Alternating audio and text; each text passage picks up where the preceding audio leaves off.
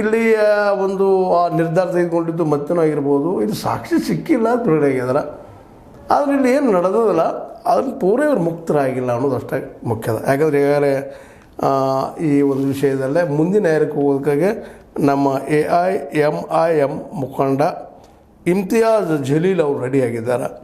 7 ಜನ ಆರೋಪಿಗಳನ್ನು ಖುಲಾಸೆಗೊಳಿಸಿ ನ್ಯಾಯಾಲಯ ನೀಡಿರುವ ತೀರ್ಪು ಪ್ರಶ್ನಿಸಿ ಮಹಾರಾಷ್ಟ್ರ ಸರ್ಕಾರ ಮೇಲ್ಮನವಿ ಸಲ್ಲಿಸಬೇಕು ಅಂತ ಅವ್ರು ಕೇಳ್ತಾ ಇದ್ದಾರೆ. ಅಂದರೆ ಮಹಾರಾಷ್ಟ್ರ ಸರ್ಕಾರ ಕೇಳ್ತಿದ್ದು ನಾವು ಅದ್ರ ಕೇಳ್ತೀವಿ ಅನ್ನೋದು ಒಂದು ಧ್ವನಿಯಲ್ಲಿ ಅದ, ಅಂದರೆ ಇದು ನಿಲ್ಲುವುದಿಲ್ಲ. ಬಟ್ ಈಗ ಅವ್ರು ಜಾಮೀನು ಮೇಲೆಲ್ಲ ಹೊರಗಿದ್ದಾರೆ.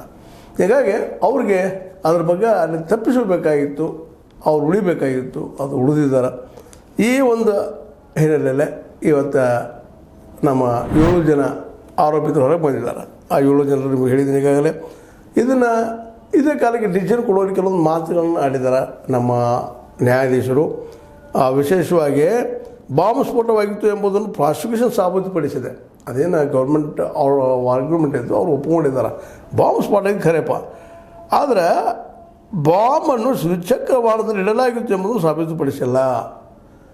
ದ್ವಿಚಕ್ರ ವಾಹನದಲ್ಲೇ ಅದು ಇಟ್ಟಿತ್ತು ಅನ್ನೋದು ಪ್ರೂವ್ ಆಗಿಲ್ಲ ಅಂತ ಹೇಳ್ತಾ ಇದ್ದಾರೆ. ಏನು ಹಿಂಗಂದ್ರೆ ಅಂದ್ರೆ ಏನಪ್ಪ ಅಂದ್ರೆ ಪ್ರಾಸಿಕ್ಯೂಷನ್ ಇದ್ದಿದ್ದು ಅವ್ರದ್ದು ಯಾರ್ದು ಗಾಡಿ ಏನು ಅನ್ನೋದು ಕಂಡುಹಿಡಿಯುವಲ್ಲೇ ಸೋತದ ಅಂತೇಳಿ ತನಿಖೆಯು ಸಾಕಷ್ಟು ಲೋಪದೋಷಗಳಿಂದ ಕೂಡಿದೆ.